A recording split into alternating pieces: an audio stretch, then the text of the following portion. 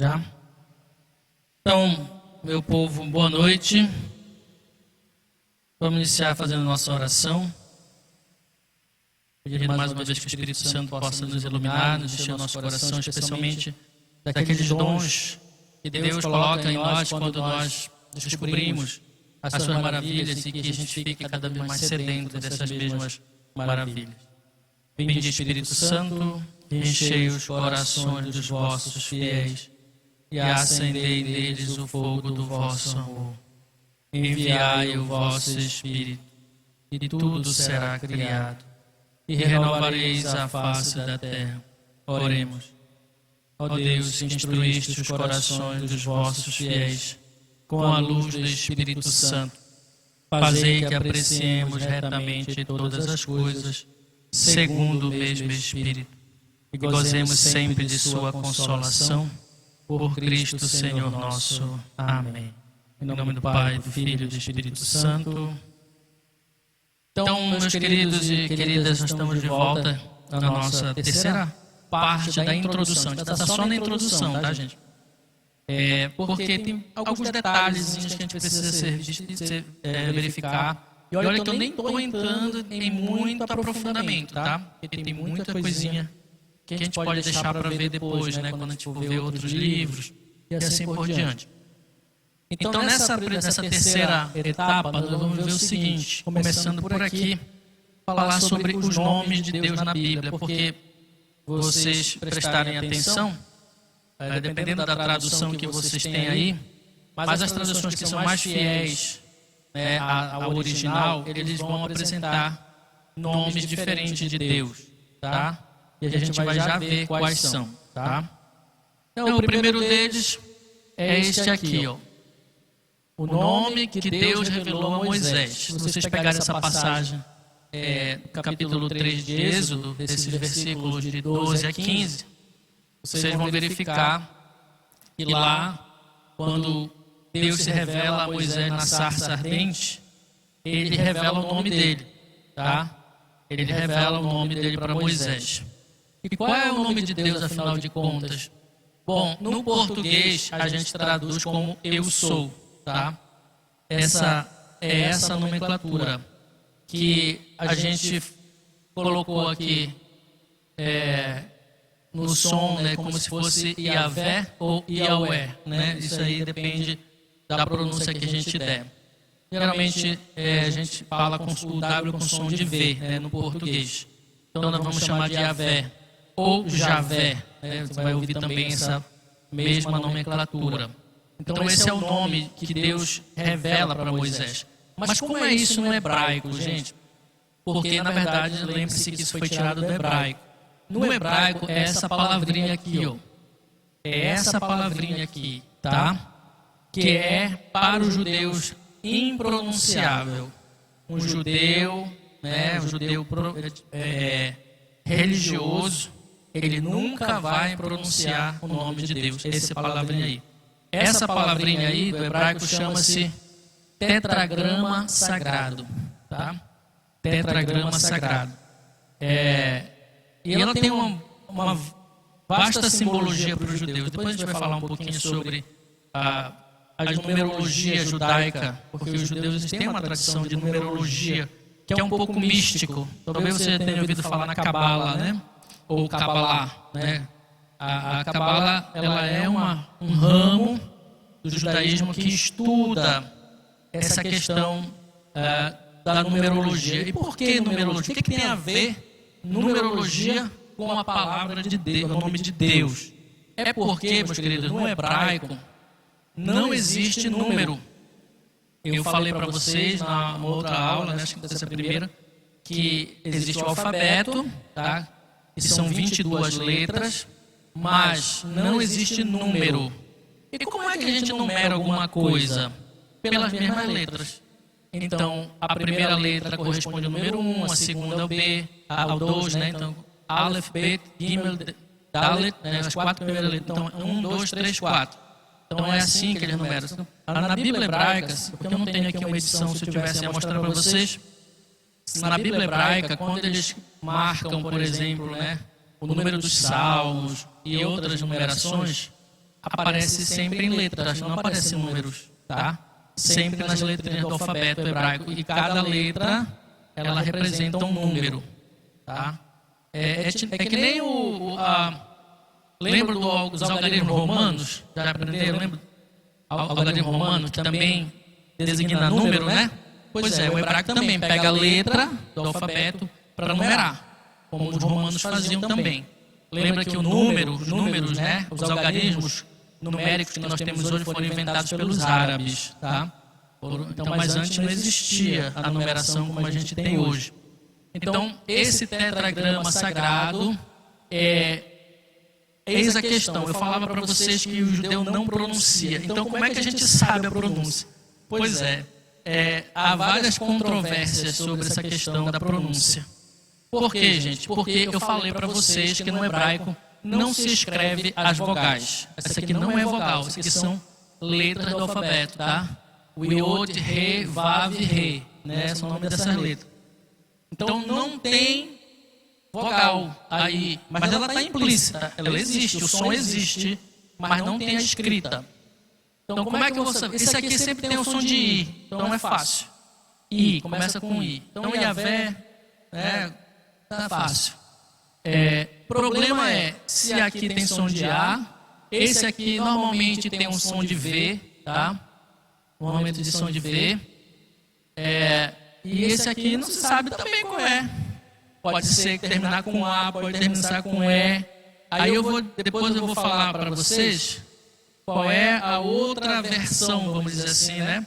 Que pode surgir daí. Mas se deduziu então que o correto seria Yavé. Então isso aqui tem um som de A, Ya, então V, e como se fosse um E depois do V. Yavé. Tá? Essa seria o tetragrama sagrado. Depois, a outra nomenclatura que aparece também na Bíblia, no Antigo Testamento, é esse aqui. Yavé Sabaoth. Né? É um nome guerreiro de Deus. Significa Javé dos exércitos. Algumas traduções de Bíblia vocês vão encontrar como Senhor dos exércitos. Tá? Não é uma tradução fiel.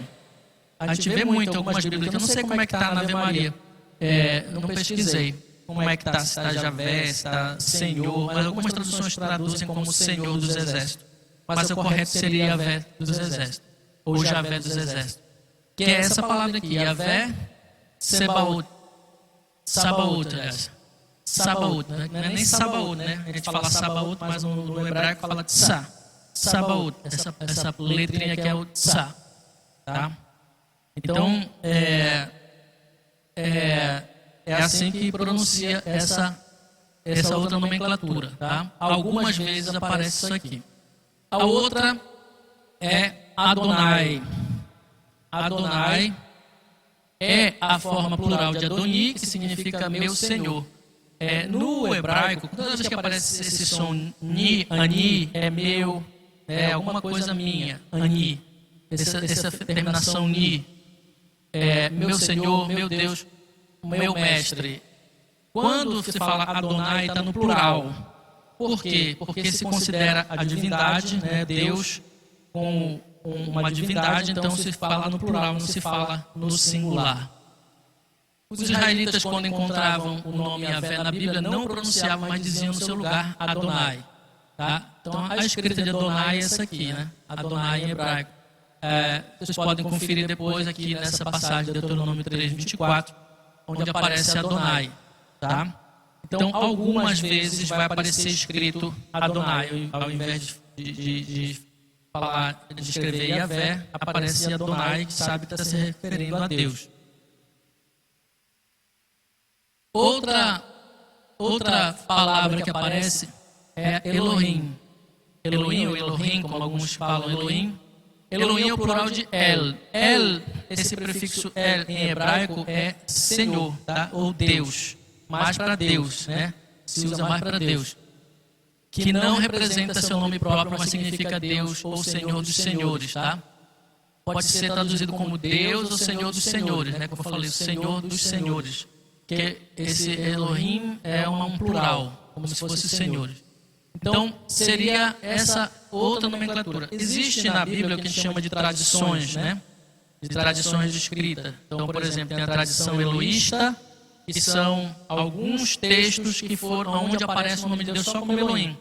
E tem as tradições chamadas javistas, onde aparece o nome de Deus como Yahvé, certo? Isso é bem interessante. A gente, depois até, quando a gente for olhar, por exemplo, se a gente for estudar o livro do Gênesis, a gente pode dar uma olhada que existe essa diferença em alguns livros do Gênesis, aonde o nome de Deus aparece só como Yahvé, ou Javé, e outros aparecem só como Elohim. Por quê? Porque essas partes desses livros elas foram escritas em épocas diferentes, tá? Por pessoas diferentes, ok? E aí, então, por isso que, dependendo da tradição, se escrevia o nome de Deus de maneira diferente, ok? Essa tradução da Ave Maria, ela não faz essa especificação, mas, por exemplo, se eu pegar a tradução da Bíblia de Jerusalém, aí lá está bem explícito, né? Está bem explícito como é diferente a tradução de uma para outra, de uma tradição para outra. Mas a gente não vai aqui entrar na questão da tradição, mas só para lembrar que esse é um dos outros nomes que aparecem de Deus na Bíblia. Provavelmente você vai pegar, mas padre, eu não procurei na Bíblia, não tem. É porque a maioria dessas traduções, elas já tiraram esses nomes e botaram só Deus ou Senhor, mas se pegar, por exemplo, uma Bíblia que é mais fiel ao original, eu falei a Bíblia de Jerusalém, por exemplo, aí ela vai aparecer sim lá, é bem diferente, Elohim, Javé e assim por diante. E também outro nome é Shaddai. Talvez você tenha visto falar em El Shaddai, né?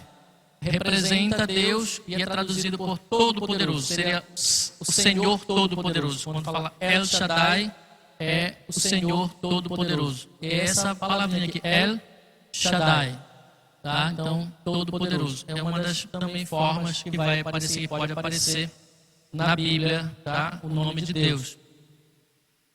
E por fim, Jeová. Aí que eu falei da controvérsia que existe. Alguns dizem que o nome de Deus é Javé, outros dizem que é Jeová. Mas a maioria, por exemplo, pelo menos dos pesquisadores bíblicos católicos, eles não consideram isso aqui, eles dizem que é uma tradução incorreta de Yahvé. E por que inventaram esse Jeová? É justamente quando mudaram as vogais, tá? Aqui a gente fala como vogal se fosse o A aqui, né? Aqui não, é como se fosse o E. Então fica Yehová, né? Yehová. Como se fosse o som do O aqui, um O bem aqui, tá? Yehová. Então é só a mudança de vogais, né, que fizeram aqui. E aí se dá uma outra tradução, né? uma outra conotação para o nome de Deus. Mas a maioria dos estudiosos, os católicos, pelo menos, não consideram, dizem que essa é uma tradução incorreta. Ok? Alguma pergunta sobre o nome de Deus na Bíblia? Tetragrama sagrado. Tem umas coisas interessantes que eu falava de numerologia, que eu vou falar daqui a pouco, né, sobre números. Mas tem um vídeo que saiu uma reportagem alguns anos atrás numa dessas TVs aí, não lembro qual foi, desses canais aí, e aonde cientistas, né, eles estudam uma nova teoria. Qual é a teoria? Que eu chamo de design inteligente. O que é o design inteligente? É um grupo de cientistas que quer provar pela ciência que Deus existe. Porque a maioria dos cientistas eles são céticos. Eles não acreditam na presença de Deus, na existência de Deus. Então eles dizem, como foi que começou tudo? Como é que começou o universo? Tem uma teoria. Tem a teoria do Big Bang, tem não sei o quê, blá, blá, blá. Como começou a vida? Aí tem várias teorias.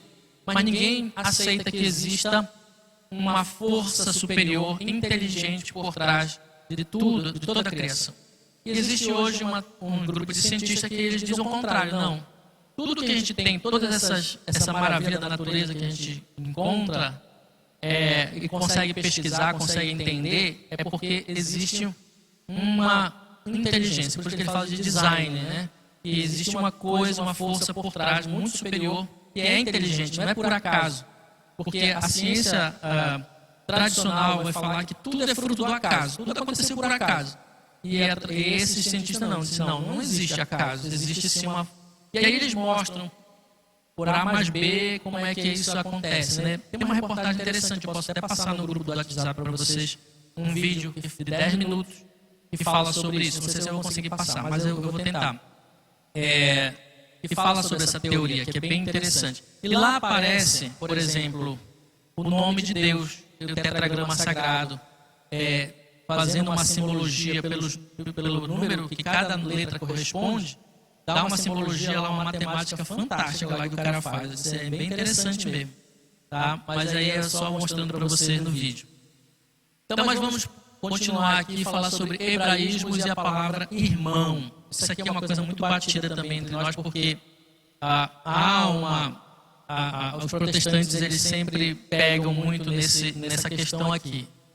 Por quê? Olha, hebraísmo são certas expressões próprias da língua hebraica. Então vamos ver algumas expressões aqui que são próprias da língua hebraica. Ou seja, cada língua tem expressões próprias, né, suas, que às vezes, se a gente tentar traduzir ao pé da letra, não fica sem sentido, perde um pouco o sentido. Então a gente precisa entender qual é, né, o sentido daquelas expressões para a gente entender direito. Por exemplo, para se dizer que alguém ama uma pessoa mais que a outra, às vezes se diz ama uma e odeia a outra. Vocês já viram isso? Existe isso na Bíblia. Algumas passagens falam, fulano ama mais o plano e odiava o outro. Como assim? Ama e odeia? Não, são forças de expressão para dizer que amava mais a um do que o outro. Tá? Não é que odiasse o outro, mas são forças de expressão. Então, para dizer que ama mais um do que o outro, fala ama mais a um e odeia o outro. Certo? Mas o que realmente a gente precisa entender aqui é essa palavra irmão, né? Que ela geralmente não aparece muito na Bíblia. Por exemplo, não existem as palavras primo, tio, sobrinho para se designar parentesco. Usa-se a palavra irmão. Essa passagem aqui é aquela passagem clássica, peguem aí, Mateus 13, 55 e 56, tá? Procurem aí, Mateus 13, 55 e 56. Deixa eu esquecer meu óculos. Não consigo ler essa letrinha aqui. A velhice é errado. Leia aí para mim. Quem consegue ler para mim? Vou pegar meu óculos aqui. Pode ler.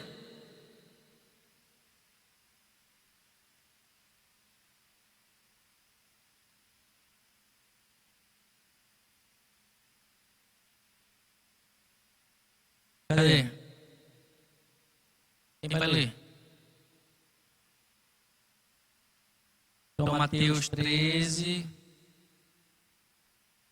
55 e 56. É aquela velha passagem, né? De Jesus, que ele está pregando lá na sinagoga, na cidade dele, Nazaré, e aí eles perguntam, de onde lhe vem essa sabedoria e esta força miraculosa? Não é este o filho do carpinteiro? Não é Maria sua mãe? Não são seus irmãos Tiago, José, Simão e Judas? E suas irmãs não vivem todas entre nós? De onde lhe vem, pois, tudo isso? Então, aí o pessoal pega, tá vendo, Jesus tinha irmã, Nossa Senhora tem um monte de filhos, não sei o quê. É exatamente por causa disso aqui, mas essa não é a única passagem, tá, gente? Que se refere a parentes, mas, por exemplo, Gênesis, tá? Essa aqui é a passagem de Ló e Abraão e Ló, né? Que Ló era sobrinho de Abraão. Então aqui aparece também essa mesma expressão, procurem lá. Gênesis 13, 8.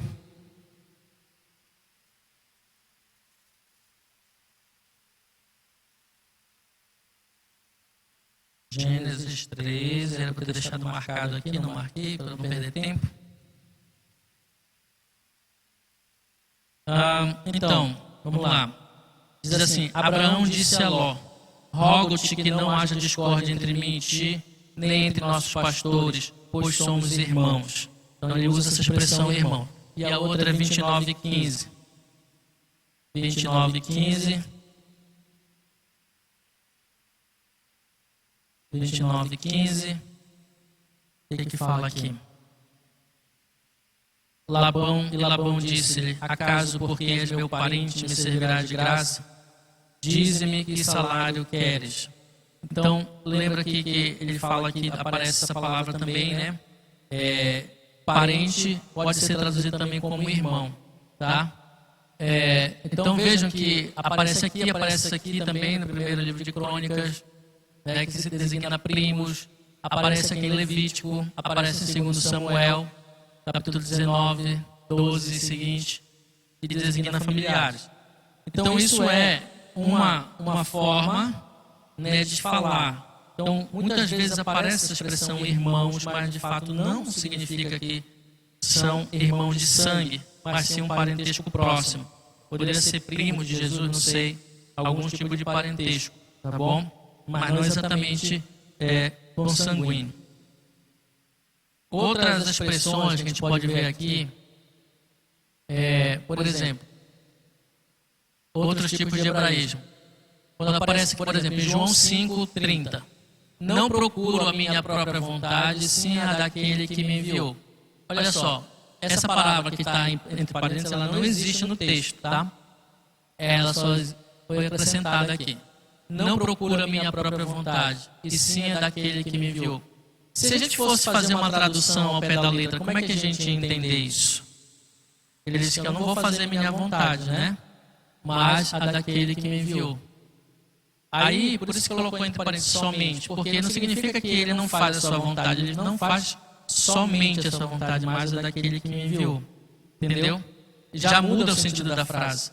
Quando eu acrescento ou tiro isso aqui já muda o sentido da frase. Mas sem isso não significa que não faz a sua vontade. Significa que não faz somente a sua vontade, tá? A vontade de Deus, no caso de Jesus falando, né? A vontade do Pai é maior. Ele tem vontade também, né? Mas a vontade do Pai é maior. A outra, Jesus também fala: trabalhai, não pela comida que perece, mas pela que subsiste. Acho que está errado isso aqui. Assim, subsiste, está errado aqui, subsiste. Mas pela que subsiste para a vida eterna. Então, trabalhai não pela comida que perece, mas pela que subsiste para a vida eterna. Então ele está falando de quê? Ele está falando do pão da vida, né? Então ele diz: olha, trabalhai não pela comida que perece. Se traduzir ao pé da letra, diz: olha, não precisa trabalhar pela comida. É isso, mas não é isso. Não existe esse só aí. Esse só faz diferença, né? Então o sentido dela, para a gente entender, é preciso a gente entender que ele não está abolindo o trabalho, né? Então diz: olha, não precisa trabalhar, não é isso.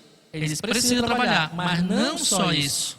Não só pela comida que perece, mas também pela que subsiste para a vida eterna. Então é isso que ele está querendo dizer, né? Então vejam que isso também é uma forma de hebraísmo, que aparece muito na Bíblia. Olha outra aqui. Geralmente essa palavra só e somente não aparece no texto. Não mentiste aos homens, mas a Deus. Tá? Uma afirmação. Não mentiste aos homens, mas a Deus. Quer dizer, não somente aos homens, mas a Deus. Ou seja, ele mentiu para os homens, mas ao mentir para os homens, ele também está mentindo a Deus, né? O sentido seria esse. Outra aqui. Não me enviou Cristo para batizar, mas para pregar o Evangelho. Olha só, outra de como muda o sentido. Não me enviou Cristo tanto para batizar, mas quanto para pregar o Evangelho. Então, essa expressão tanto quanto, ela é típica das línguas latinas do nosso português. Mas aí não existe isso aqui no texto original, tanto quanto. Então, não me enviou Cristo para batizar. Quer dizer, se a gente for ler literalmente, vai dizer: mas entendendo que Cristo não enviou para batizar? Não, lógico que ele enviou para batizar. Mas para pregar o Evangelho. Foi só para pregar o Evangelho? Não. Foi um e outro. Não me enviou tanto para batizar, mas quanto para pregar o Evangelho. Então, uma coisa e outra. Já muda o sentido, né? O tanto quanto. Outro exemplo. nossa luta não é contra o sangue e a carne, e sim contra os principados, contra as forças espirituais do mal. Então, nossa luta não é contra o sangue e a carne. Quer dizer, se a gente for fazer uma leitura literal disso aqui, eu vou pensar da seguinte maneira. Então, a nossa luta não é contra o sangue e a carne, somente, vamos dizer assim, contra os principados, as forças espirituais, não. Significa também que existe uma luta contra o sangue e a carne. Não é uma luta somente contra o sangue e a carne, mas sim também contra os principados, contra as forças espirituais do mal. Então perceba que essas expressões são muito comuns, né? Elas são muito comuns e por uma pessoa desatenta, ela vai acabar confundida. É por isso que há muitas interpretações erradas da Bíblia. Há muitas interpretações erradas. Tem muita gente que pega uma passagem da Bíblia que faz um terror com ela. Por quê? Por falta de conhecimento. Por falta de conhecimento. Às vezes, por causa dessas expressões, ele leva ao pé da letra, né? Literalmente. E é bom lembrar que no hebraísmo, por exemplo, nessa língua hebraica, essas palavrinhas aqui elas não existem, mas elas estão implícitas. Quem já vivia naquela época sabia, né? Sabia muito bem, mas para nós, né, atualmente, a gente precisa estudar para entender um pouco mais.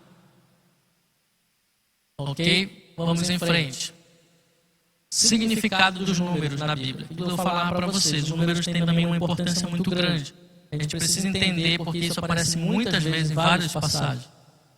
Então, primeiro, o 3 é um dos números mais importantes que aparece na Bíblia. Sempre aparece o 3, né, em alguma coisa. Por quê?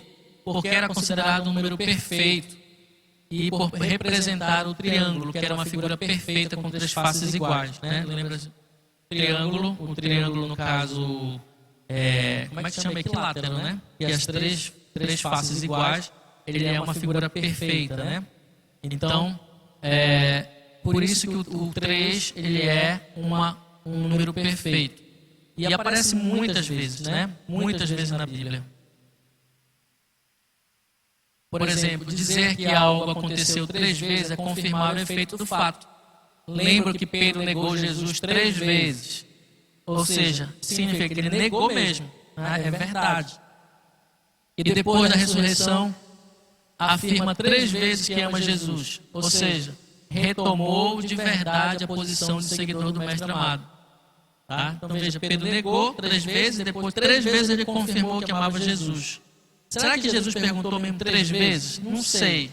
Mas o fato de aparecer na Bíblia com o número 3 é para confirmar que realmente aquilo aconteceu.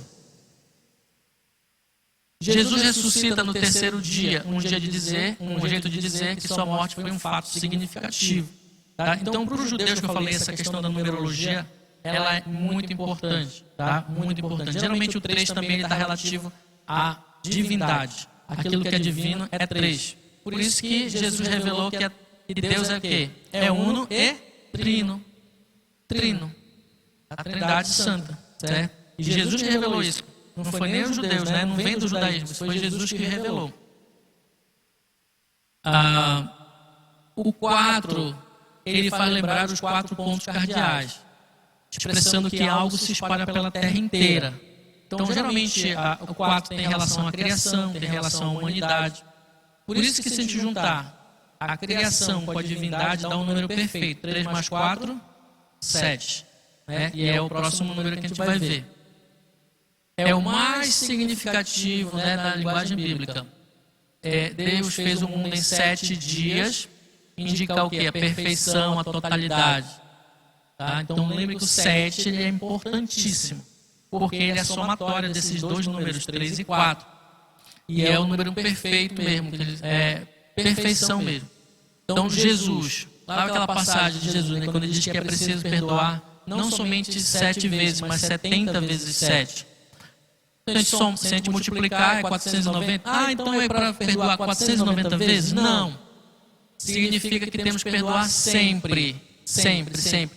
Por quê? Se é um número perfeito, e multiplicado, né, por um outro múltiplo de 7, né, então significa que é não tem conta. É infinito esse negócio aqui.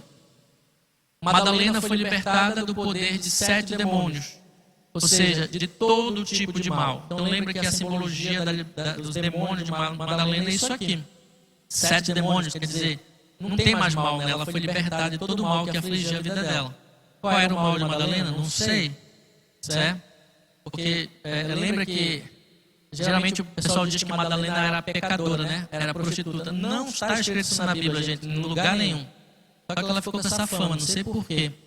Não está escrito na Bíblia que ela era a prostituta que estava lá querendo ser apedrejada, que estava querendo apedrejá-la, né? Não diz nada disso. Agora eu não sei de onde veio essa história, mas só diz que Jesus tirou 7 demônios dela. Ou seja, ela não tem mais nenhum mal, né? Ela está livre de todo o mal. Qual era o pecado dela? Não sei, né? Mas o importante é a gente saber que ela foi liberta do mal. E o número 12 também, que é muito, muito importante, aparece muitas vezes na Bíblia, simbólico, porque representava os 12 meses, né? Se divide um ano, indica plenitude também, perfeição. As tribos de Israel eram 12, né? Por isso os apóstolos também são 12. E foi Jesus que escolheu, viu, gente? Não foi escolha lá dos apóstolos, bora fazer um clubinho de 12. Não, foi Jesus que escolheu os 12, né? É exatamente seguindo, né, essa norma, porque o antigo Israel, a antiga aliança era representada por 12 tribos. Agora a nova aliança é representada por 12 apóstolos, né? Aonde vão ser firmada toda a base, né, agora do ensinamento de Jesus. Quando no Apocalipse se diz que são 144 mil marcados como servo de Deus, não precisamos ficar achando que agora não há mais vaga entre os eleitos. Gente, isso aqui é muito engraçado, né? Porque tem alguns por aí, né? Tem alguns irmãozinhos por aí que dizem, já ouvi falar isso, que só 144 mil que vão se salvar. Nossa, é muito pouca gente.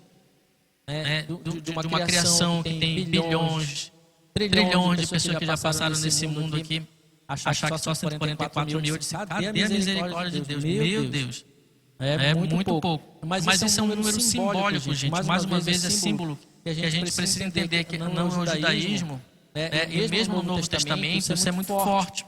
Lembra que os apóstolos, os escritores do Novo Testamento também eram judeus, também vieram do judaísmo, né? Então eles têm essa numerologia muito forte entre eles, essa simbologia.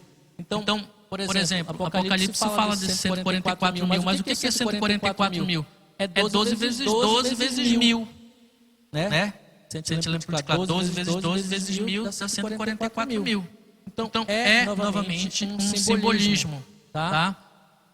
Então, 12 representando o povo de Israel, 12 representando todos os povos e 1000 uma grande multidão também. Então, há espaço para todo mundo, quer dizer, é um número infinito também, não se mede esse número, tá? Esse 144 mil, tá? Então, veja que tem um simbolismo aí por trás e precisa ser entendido. Quando Jesus multiplica os pães, sobra o quê? 12 cestos, né? Ou seja, se multiplicarmos nossas ofertas aos que têm fome, haverá comida para todo o povo. Então, novamente, né, esse 12, como ele também é um número perfeito, pleno, significa que tudo aquilo que a gente tem e o pouco que tem, se a gente realmente fizer esse esforço também de colaborar, de partilhar, significa que dá para todo mundo, né? Dá para todo mundo. Outro número interessante, 40, representa o tempo necessário para um comportamento fazer o efeito desejado. Então, é outro número que aparece muito também, tanto no Antigo Testamento como no Novo Testamento. Lembra que Jesus passou 40 dias no deserto, 40 dias, 40 noites. O Pentecostes, a festa da Ascensão, aliás, né? São 40 dias, depois do Pentecostes, 50 dias. Então, tudo tem um simbolismo, gente. Quanto tempo o povo de Israel passou no deserto? 40 anos no deserto. Significa que foi 40 anos exatos? Não, gente. É tudo um simbolismo. Então, Moisés, por exemplo, ficou no monte 40 dias, Jesus ficou 40 dias em jejum no deserto, tá? E ficou ainda ressuscitado, que eu falei, até a ascensão, por 40 dias também. Então, é um tempo, às vezes, longo, né? Mas um tempo completo, um tempo de Deus, vamos dizer assim. É o tempo de Deus. Quanto é isso, não sei exatamente, depende da situação. Tá? Então, lembre que 40 também é um simbolismo, tá? E exatamente é um tempo de Deus, um tempo necessário para que alguma coisa aconteça, um fato aconteça. Dúvidas aqui, perguntas, curiosidades? Curiosidades nenhuma? Não? Tem certeza? Agora adiante. Bom, eu vou voltar aqui a falar novamente sobre a questão de revelação de maneira bem sucinta. Porque a Bíblia é um livro revelado, nós sabemos disso, e ela foi sendo revelada aos poucos, né, por Deus, a um povo, a Abraão, e a vários personagens bíblicos que a gente vê Deus se revelando. Então, toda a Bíblia, todos os livros, cada história ali envolvida, cada personagem envolvido, foi um pouco dessa revelação de Deus. Deus foi se revelando ao homem gradativamente, né, de uma forma didática, para que a gente pudesse compreender um pouco o seu mistério. Tá? E por último aparece quem? A última revelação, que é Cristo, que é a única e definitiva. Tá? E que somente aquilo que transmitiu aos apóstolos pode se dizer revelado. Então isso é uma técnica que a gente bate muito nos nossos estudos, porque ele, Cristo, sendo o Filho de Deus, é a última das revelações. É ele que vem definir tudo aquilo que já tinha sido preparado lá desde o Antigo Testamento. E ele vem trazer realmente tudo aquilo que o Pai desejava revelar. Tanto é que ele diz para os apóstolos: eu não tenho mais nada para esconder de vocês, eu já digo isso das claras. Eu já revelei tudo que eu tinha revelado ao meu Pai, não tem mais nenhuma novidade aqui, agora é só colocar em prática, né? Aquilo que eu já lhes revelei. Então é que com a morte do último apóstolo terminou a transmissão oral da revelação, ficando apenas o que foi deixado por eles como depósito de fé. Tá? Então o último apóstolo quem é? Quem é o último apóstolo? O último apóstolo. Quem foi? Quem foi? Quem dá mais? Agora, quem dá mais? Ninguém fala nada. Jesus. Hã? Não, o último que... O últimozinho que sobreviveu. João, gente. João. Foi o último, tá? João. Os outros morreram todos. João era o mais novo da turma. Era o mais criança. E ele foi o último a morrer, né? Ele que escreveu o Apocalipse, né? A revelação. Então, com a morte do último, terminou a transmissão oral. Ou seja, não tem mais transmissão oral da Escritura. E apenas ficou aquilo que foi deixado como depósito da fé. Isso é a palavra de São Paulo, né? A palavra de São Paulo. Existe o depósito da fé, ou seja, aquilo que foi ensinado pelos apóstolos e é transmitido oralmente. Depois, como eu falei para vocês, surge a Escritura. E não haverá outra revelação. Embora a revelação esteja terminada, não está explicitada por completo. Cabe à fé cristã captar todo o seu alcance ao longo do tempo. Então, veja, uma coisa é dizer que a revelação ela já está completa, está terminada, não tem mais nada para revelar.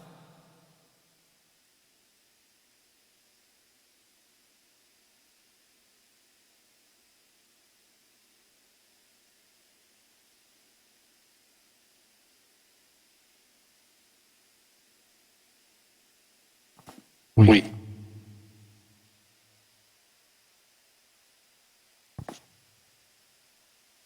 Oi.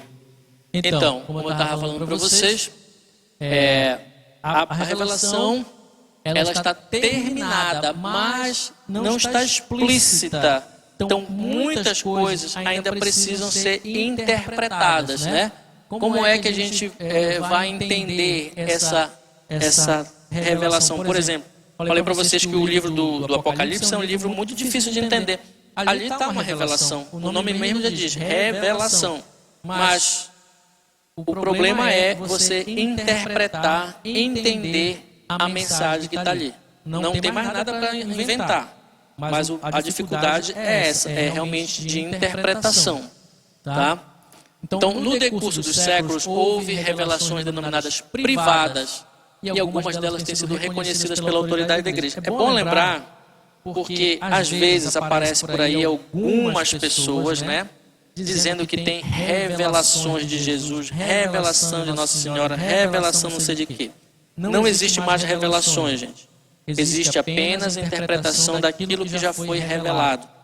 É interessante falar isso porque, olha, eu li muito sobre alguns santos, entre eles o Padre Pio. Padre Pio é daqueles místicos assim fantásticos, assim como tinha outras místicas, né, também dentro da igreja, que tiveram realmente assim uma proximidade muito grande com Jesus, com Nossa Senhora. O Padre Pio diz que ele via Nossa Senhora, e ela era como normal Jesus Cristo aparecer para ele, ou ele ter visão de Cristo. Era uma coisa normal. E tem gente que tem isso. Mas isso não é uma revelação. Tá? Isso não é uma revelação. Ele nunca acrescentou nada demais daquilo que a gente já sabe pela Escritura. Tá? Jesus nunca veio dizer uma coisa nova para ele. Nunca. Isso é interessante, porque os santos mesmo, né, autênticos, eles nunca colocaram nada demais. O problema é que às vezes aparece por aí umas criaturas, um negócio de umas revelações. Olha, a igreja ela é muito criteriosa com estas coisas, né? Para a gente não sair acreditando atrás de qualquer um que aparece por aí que está tendo revelações. A revelação já está aqui, gente. A salvação está na Escritura. Quem buscar viver aquilo que ela nos ensina, aquilo que Jesus nos ensina, é o caminho da salvação. Não é para ir atrás de outra coisa. Por exemplo, existem outras religiões, né, que elas também dizem ter outras revelações, certo? Mas deixa eu continuar aqui. A função delas, ou seja, das revelações, é melhorar ou completar, as revelações privadas. É melhorar ou completar a revelação definitiva de Cristo, mas ajudar não é melhorar ou completar, mas ajudar a viver dela com mais plenitude de acordo com a época da história. Tá? Então, cuidado por aí quando vier alguma mensagem muito nova, sei lá, de Nossa Senhora, de Jesus, não sei de quem. Cuidado com isso, porque às vezes surge por aí, sempre tem algumas pessoas que vêm com essas ideias aí. A igreja não acorda com isso, não concorda com isso. Não é que esteja faltando alguma coisa na revelação, não existe. A revelação de Jesus já foi feita. O que interessa para a gente aqui é saber entender, interpretar aquilo que ele já nos disse. Então, a fé cristã não pode aceitar revelações que pretenda ultrapassar ou corrigir a revelação da qual Cristo é a perfeição. Vocês querem ver um exemplo? Por exemplo, tem algumas religiões, né, que se dizem cristãs, mas, por exemplo, não são tidas como cristãs. Por exemplo, os mormons, né? A Igreja de Jesus Cristo, como é dos últimos tempos, como eles chamam, né? O nome é esse, os mormons. Já viram algum mormon? Aqui não tem, não. Tem aqui na Apuí, nunca vi. Não chegaram para cá, acho que não acharam o caminho ainda da Transamazônica para cá. Porque eles estão em todo lugar, esse negócio. Então, o que os mormons pregam, na verdade? Eles dizem que existe um chamado Livro dos Mormons. É uma outra revelação.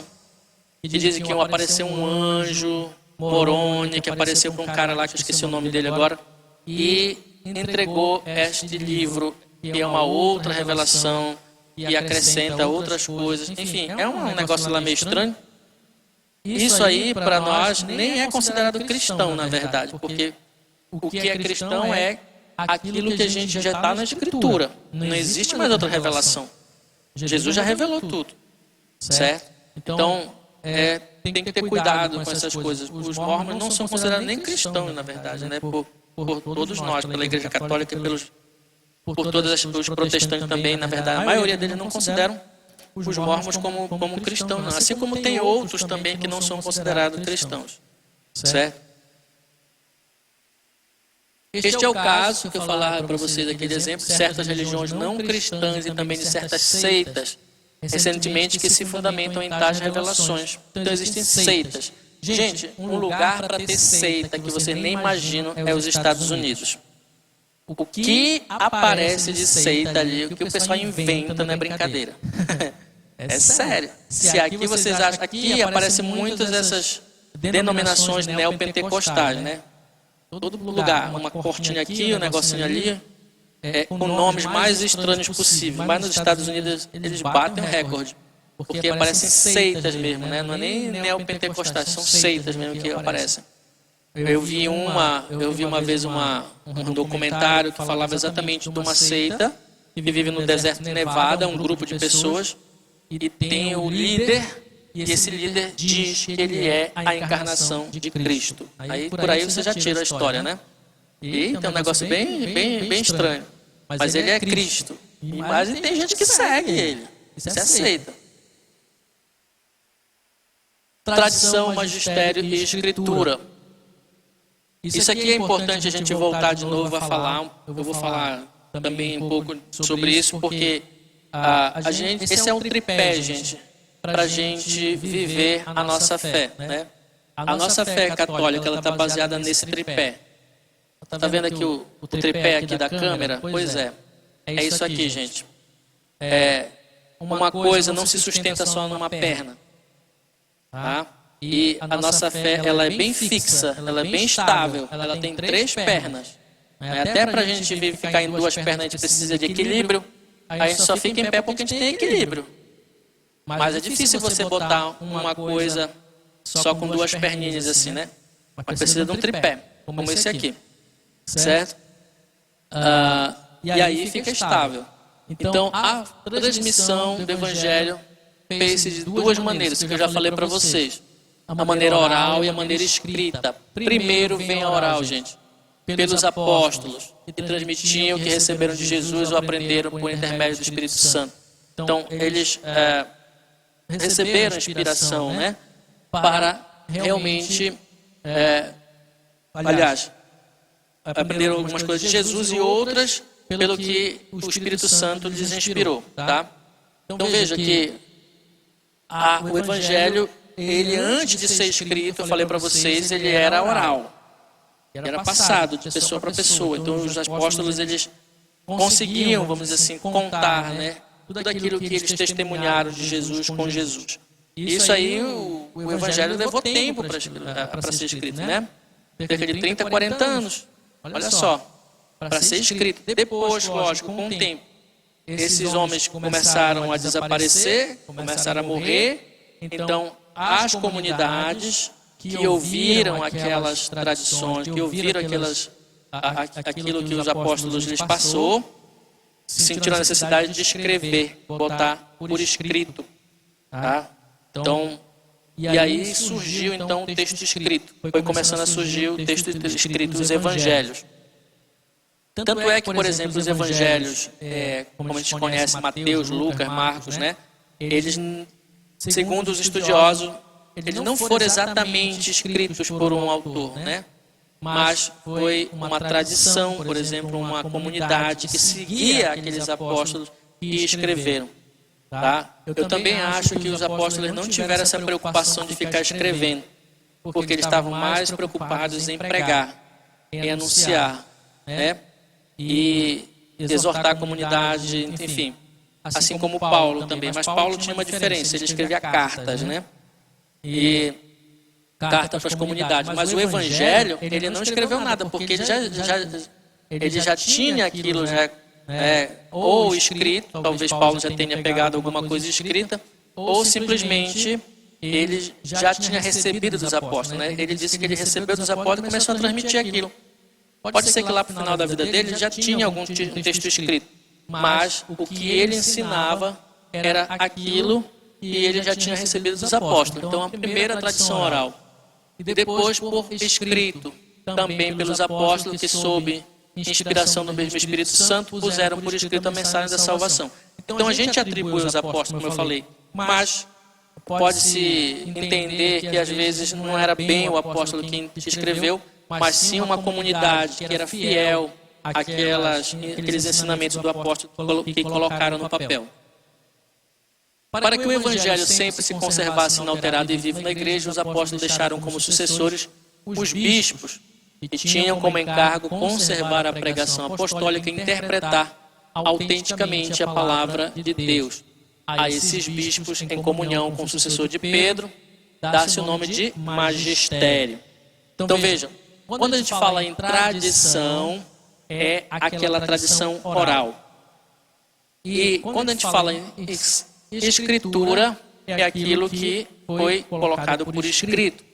Mas perceba uma coisa, nem tudo o que foi transmitido oralmente foi escrito. Por isso a tradição, para a gente na igreja, ela abrange mais coisas do que tem na Bíblia. É essa que é a questão que os protestantes não entendem. Porque existem algumas coisas da tradição que foram transmitidas, mas não estão escritas na Bíblia. Tá? Não estão escritas na Bíblia. E aí isso que eles não entendem, não aceitam, porque para eles é só o que está na Escritura. Mas eles esquecem que os apóstolos, né, antes de ter o texto escrito, eles aprenderam tudo de tradição. Então existem, por exemplo, costumes da Igreja Católica, dos nossos ritos católicos, que vêm da tradição, e não vêm exatamente da Bíblia, tá? Não vêm exatamente da Bíblia. E depois, por final, esses apóstolos deixaram sucessores, né? Que são os bispos, certo? E então os bispos tinham a função de continuar, né? Conservar e continuar essa pregação apostólica e de interpretar a palavra de Deus, certo? Então, aí que surge o magistério. Então, a partir dos apóstolos, quando eles vão deixar seus sucessores, né? Que cada apóstolo deixou um sucessor num lugar diferente. E esses homens, então, eles têm essa função agora também de pregar, mas de interpretar a palavra de Deus. Porque, como eu falei, se deixar a interpretação livre, cada um interpreta do seu jeito. E é esse o problema, por exemplo, do protestantismo.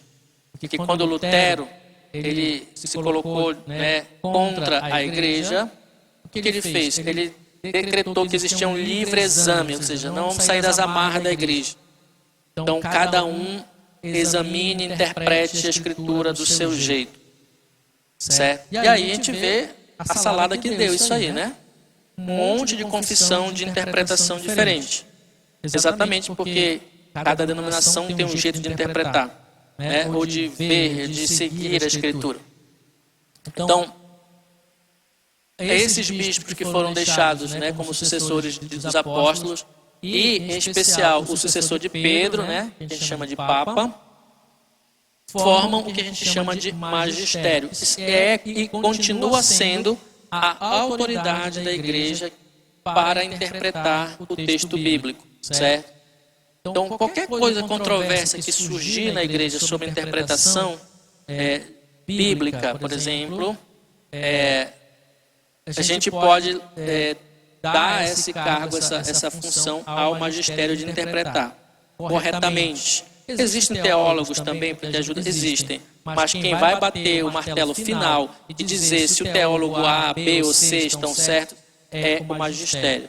E às vezes na pessoa do Papa, porque o Papa também tem autoridade para bater o martelo e dizer, não, isso está certo, isso está errado, isso não convém, isso está... Tanto é que existe na Santa Sé, né, vamos dizer assim, o que a gente chama de dicastérios, que são secretarias especiais que cuidam destas coisas. Então existe, por exemplo, um cardeal, existe uma equipe que cuida destas coisas. Então se houver, por exemplo, algum teólogo começar a escrever alguma coisa que não condiz com aquilo que é a interpretação da igreja, com aquilo que é a interpretação bíblica, né, segundo o magistério, ele vai ser chamado a atenção.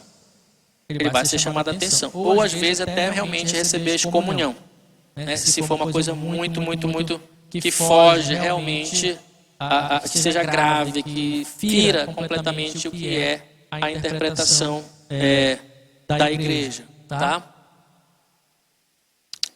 Esta continuação viva, confiada aos apóstolos e depois aos seus sucessores sob a luz do Espírito Santo, é chamada de tradição.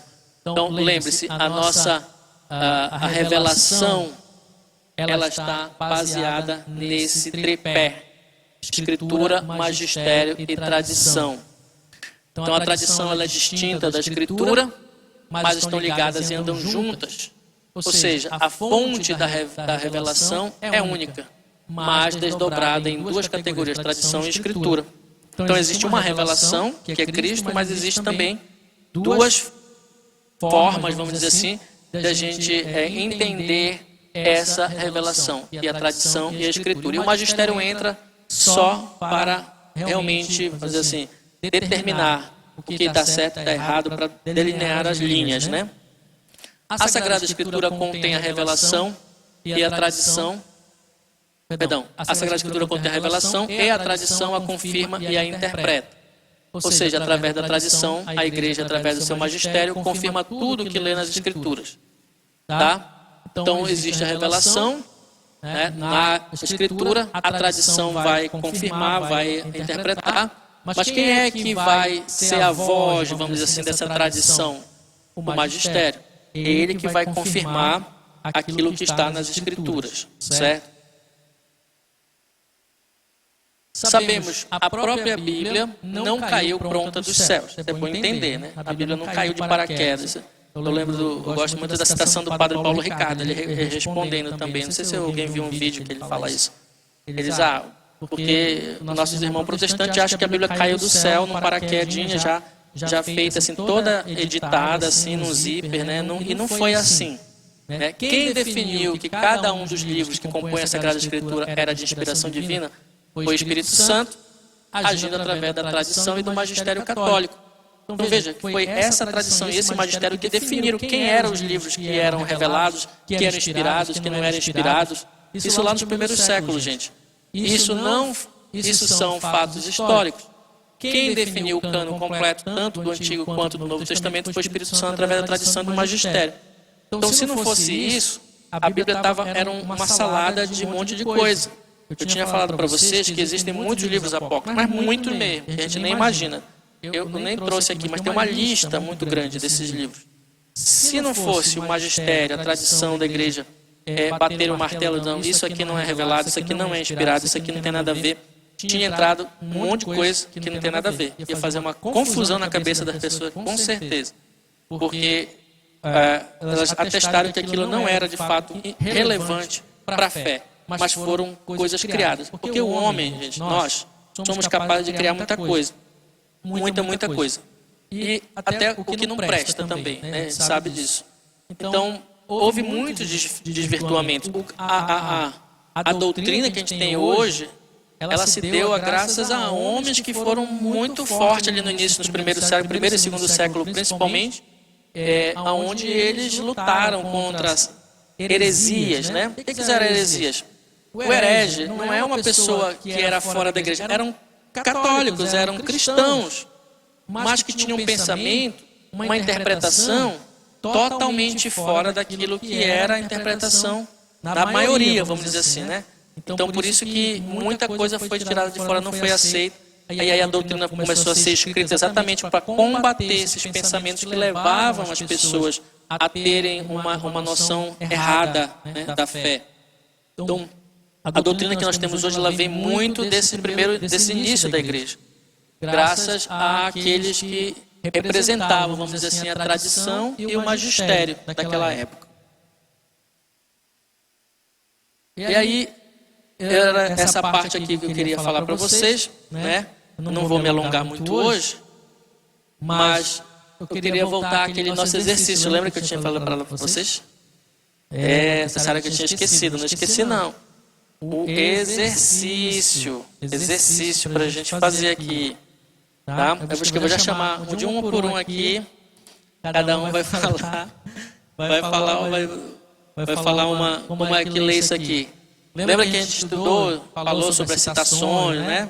Vírgula, ponto e vírgula, ponto, hífen, SSS. Lembram disso? Ou já esqueceram? Pode pegar a cola aí, tá? Pode pegar a cola. Então, vamos lá. Então, vocês vão falar comigo aqui. Então, que livro é esse? Romanos, capítulo 11, versículo. Então, Romanos, capítulo 11, versículo 18. Que livro é esse? Capítulo 3, versículo de 1 a 15.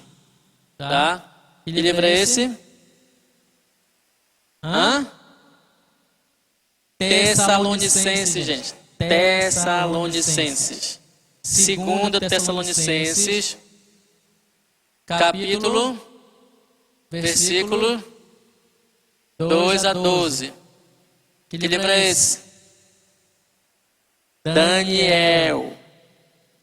Daniel, pelo amor de Deus, não fala em Deuteronômio. Olha, você tem que estudar, isso é sério. Deuteronômio é DT. Ó, vocês estão rindo, depois o pessoal vai assistir na internet e vai ficar rindo. Deuteronômio é DT. DT. Esse aqui é Daniel. Capítulo 9, versículo 25. Não, nada de A27 não. E27. O ponto é um salto, tá? Não é intervalo. É um salto. 25 e 27. E esse aqui, o que significa esse ponto e vírgula mesmo? O que significa? É uma outra citação, mas do mesmo livro, tá? É uma outra citação, mas do mesmo livro. Capítulo 11, versículo 3 a 43. 3 a 43. Tá? Que livro é esse? Tiago. E isso aqui, o que significa?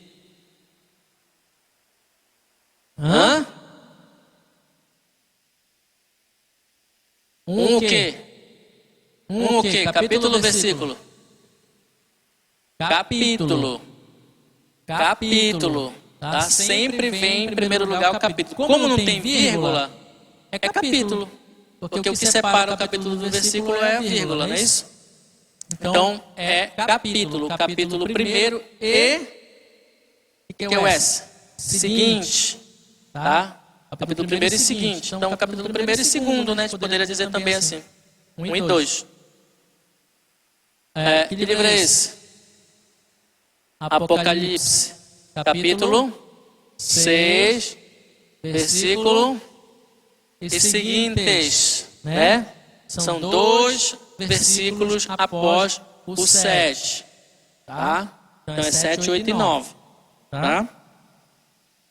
Que livro é esse? Marcos.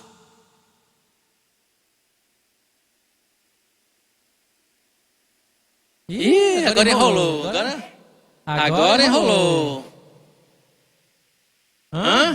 Vamos lá. De novo, capítulo 8, versículo 27 a 29 e 31. Tá? E 31. Agora eu quero ver. Aqui que livro é esse? É Marcos, continua Marcos.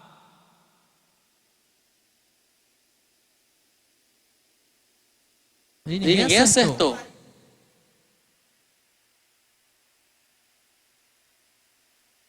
Então, é um intervalo, né? Lembra que tem um intervalo? Só que é um intervalo, tá? Que começa num capítulo e termina no outro, né? Então vai fazer o quê? É do versículo 42 do capítulo 9 até o versículo 12 do capítulo 10. Certo? Entenderam? Tá claro? Então, um intervalo que começa num capítulo e termina no outro. Então, vem do versículo 42 do capítulo 9 ao versículo 12 do capítulo 10. Tá bom? Aqui eu não trouxe mais exemplo para a gente complicar mais, mas eu vou trazer mais complicado ainda. Bem. Eu não coloquei aquele A, B, aquele negócio, né? É mais interessante. Mas isso é só para refrescar a memória de vocês. Certo? Perguntas? Dúvidas? Tem dúvida? Então pergunta logo. Se tiver dúvida, pergunta. Senão, a gente encerra por aqui hoje, tá? A gente não vai se alongar muito. Para a gente não guardar um pouquinho mais. No nosso próximo encontro, a gente já vai começar a falar mais sobre alguns livros, né? Mais especificamente. Tá? Mais especificamente. Por exemplo, eu estou vendo, tem na dúvida aqui se eu começo pelo Gênesis ou se eu começo já pelos Evangelhos. Mas depois eu decido por onde eu vou começar. E a semana que vem eu decido. A gente vai começar a explorar mais, tá bom?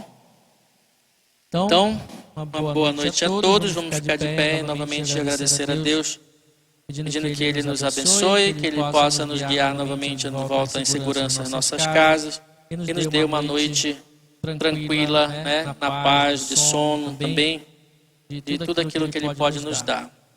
Pedir também a Nossa Senhora, Nossa Mãe Maria, para que sempre vele por nós, interceda em todas as nossas necessidades. Ave Maria, cheia de graça, o Senhor é convosco. Bendita sois vós entre as mulheres, e bendito é o fruto do vosso ventre, Jesus. Santa Maria, Mãe de Deus, rogai por nós, pecadores, agora e na hora de nossa morte. Amém. O Senhor esteja convosco, desça e permaneça sobre vós a bênção de Deus Todo-Poderoso, Pai, Filho e Espírito Santo. Uma boa noite a todos.